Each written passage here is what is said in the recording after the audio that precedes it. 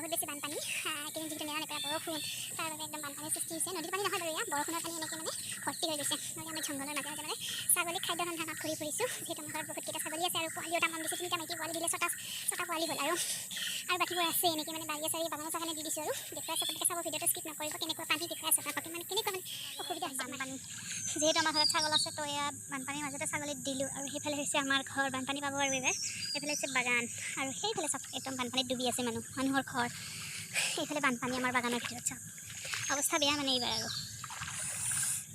এইফালে চাওক বানপানী এইফালে আমাৰ পথাৰ খেতি পথাৰ পূৰা বানপানীৰ মাজত ভালকৈ দেখুৱাই আছোঁ ৰ'ব পানী হয় যদি সোনকালে শুকাই যায় এইটো মানে নামি যায় এইফালে কিন্তু এইফালতো চাওক কেইঘৰ মানুহৰ অৱস্থা চাওক পানী চাওক গাইছ ইমান পানী সৌফালে চাওক ঘৰ একদম ডুব গৈ আছে পানীৰ মাজত দেখিছেনে নাইবা জুম কৰি দেখাই দিছোঁ এইবিলাক ঘৰ পানীৰ মাজত আছে গোটেই যিবিলাক ধান খেতি কৰিব চব একদম পানীৰ তলত পথাৰখন একদম বহুত বেছি এবুকুমান হ'ব ইয়াত পানী আৰু আমাৰ ঘৰ আহি নাপায় যেনিবা আমাৰ যিহেতু ওখকৈ বনোৱা হৈছে আৰু আগতে ইয়ালৈকে আহি পাইছিল পানী বৰ্তমান ইয়াত আমাৰ মন্দিৰ নিৰ্মাণ কৰি থকা হৈছে সেইকাৰণে মানে ইয়ালৈ মাটি উঠোৱা হৈছে না সেইকাৰণে মানে আহিবলৈ নোৱাৰে পানী এইবাৰ ওখ হৈছে কাৰণে আহি পায় অন্যবাৰ ইয়ালৈকে পানী এইবাৰ যেনিবা নাই এইফালে দি আহিছে পানী পানী পানী পানী পানী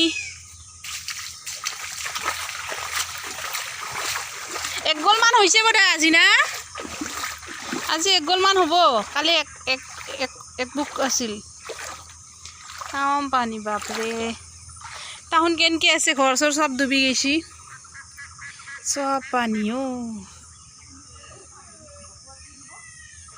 আমাক চৰকাৰে একো নেদে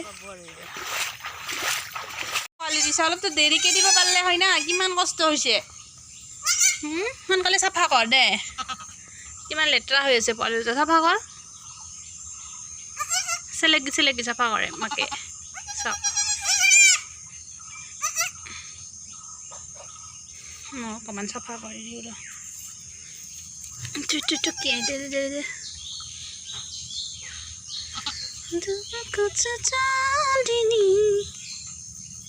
এই ৰ'বা উঠবা ৰ এইটো চাফা কৰি দিছোঁ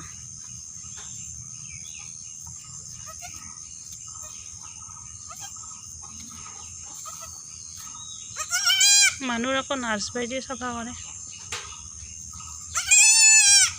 তোমাৰ আছে নে নাই দিয়ালেহি মনে মনে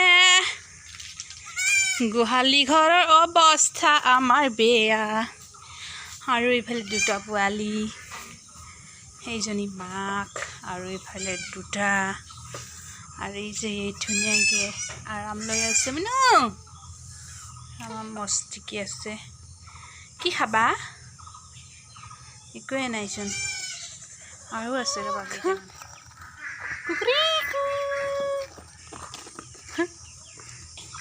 টেন মেমে পোৱালি সেইফালে আছে হাঁহ এইফালে আছে পাৰ চবৰে জালাও ঐ কৰিয়ে দেখা দিলে এইফালে কল আৰু দুখীয়া মানুহ এইফালে আকৌ আছে এইবাৰ দেখুৱাম ৰাস্তাৰ অৱস্থা আমাৰ যিটো ঘৰৰ পৰা ওলাই যাওঁ আমি ৰাস্তা সেইটো পথাৰ ভাগ দেখুৱালোঁ এইবাৰ ৰাস্তা ভাগ দেখুৱাম তেতে এইফালেও পানী আছে চাব আপোনালোকে আমাৰ পুখুৰী একদম কিবা হৈ গৈছে এইটো ৰাস্তা আমাৰ মেইন ৰাস্তা অকণমান দীঘলীয়া হয় বাৰু ৰাস্তাটো এইফালেও পানী মানে এইবাৰ পানী আৰু এইফালে ঘৰৰ পৰা পদূলিলৈ এইফালে চবফালে পানী এইফালে পুখুৰী আছে পুখুৰী চুখুৰী একদম আৰু এইফালে মেইন ৰাস্তা এইটো এই মেইন ৰাস্তাতে এনেকৈ আহি এনেকৈ আমাৰ ঘৰ আৰু গাইজ এইখন নহ'লে মানে আমাৰ দিনতে ৰাতি হ'ল হয় কাৰণ এইখনত কিবা কিবি চব্জি লাগি আছে খাই আছোঁ কাৰণ এইখন যদি নহ'ল হয় চব্জিৰ যি দাম তো গাইজ একদম খাবই নোৱাৰিলোঁ হয় কিবা কিবি লাগি আছে আৰু চব্জি কিন্তু ইয়াতে পানী উঠিছে চাগে মৰিবই আৰু এতিয়া আৰু এয়া অধপতন খাব নোৱাৰি পকি গৈছে। এয়া ভোল লাগি আছে, ভোল লাগি আছে এটা। আৰু এইফালে গৰু আমাৰ ৰাস্তাই দি থৈছোঁ আৰু এনেকৈ। আৰু এটা পুখুৰী দেখুৱাইছোঁ। আমাৰ পুখুৰীৰ মানে বান ছিঙি গ'ল, মাছ চাছ কিবা কিবি হৈ গ'ল আৰু বতৰতে ঘূৰঘূৰুৱাই আছে আৰু আকৌ আহিব মানে বৰষুণ। তো গাইছ চাওক, যোৱাকালি পানী নাছিলে পুখুৰীটোত, আজি একদম পূৰা মানে বানটো ছিঙি পূৰা বজাই হৈ গৈছে। এতিয়া দেখুৱাইছোঁ আপোনালোকক পুখুৰী। এয়া আমাৰ পুখুৰী মাছৰ গাইছ, চাওক পানী চাওক না গাইছ। এনেকৈ পানী হ'লে মানুহ কেনেকৈ থাকিব। কিন্তু চৰকাৰলৈকে এতিয়া কোনো খবৰ ল'বলৈ অহা নাই, একো কৰিবলৈ অহা নাই মানে। পুখুৰীৰ কথাটো বাদ দিয়া, মানুহ যিকেইখিনি ডুবি আছে আমাৰ কথা বাদ দিয়া, আমি ডুবি থকা নাই, আমি ভালে আছোঁ। কিন্তু বাট যিকেইঘৰ ডুবি আছে সেইকেইঘৰক অকণমান মানে এয়া আৰু চাওক অৱস্থা, চাওক পানী একদম ইয়াত পৰিলে চেচ এতিয়ালৈকে পাইছে।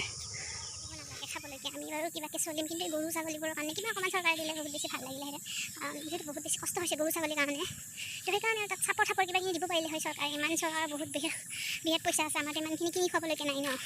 তো দিব পাৰে, আমি যিখিনি পাৰোঁ ঘৰৰ পৰাতো চেষ্টা কৰোঁ ন, সকলোৱে নিজৰ গৰু ছাগলীটো ভুকি মৰিবলৈ নিদিয়ে, যেনেকৈ হ'লেও কষ্ট কৰি হ'লেও অকণমান হ'লেও খুৱায়। কিন্তু বাট চৰকাৰে অকণমান কিবা দিলে ভাল লাগে আৰু বাকী আৰু কিমান কষ্ট কৰি খাই আছে। আৰু বৰষুণ পৰিলে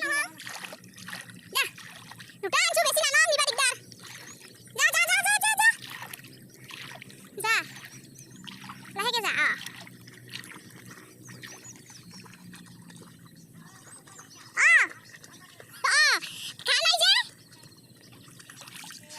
গৈ আছোঁ মানে মিছন পূৰা হোৱা নাই, গন্তব্যস্থান গৈ পোৱা নাই মানে। চবফালে যিহেতু পানী অকণমান বৰিহেন ঠাই আছে আৰু তাত মানে নিম ছাগলীকেইটা যিহেতু পোৱালি দিছে ন, পোৱালি ধৰা মাইকা খাবলৈ বহুত বেছি মানে মন যায় থাকে সিহঁতৰ খুব বেছি।